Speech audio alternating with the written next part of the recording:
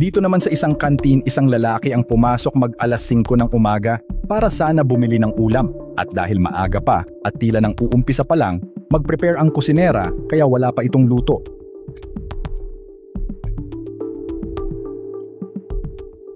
Paalis na sana ang lalaki nang mapansin nitong abala ang babae sa loob. Lakas loob nitong pinasok ang loob ng kantin.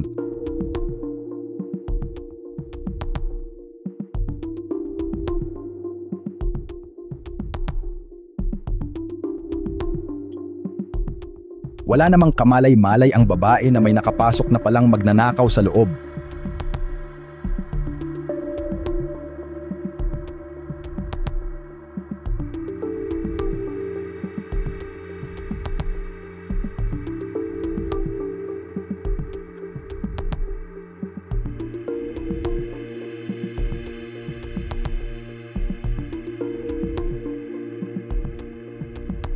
Isang cellphone at isang Bluetooth speaker ang nakuha ng kawatan. Nananawagan ang may-ari na kung sino man ang nakakakilala sa taong ito ay ipagbigay alam agad sa kanila.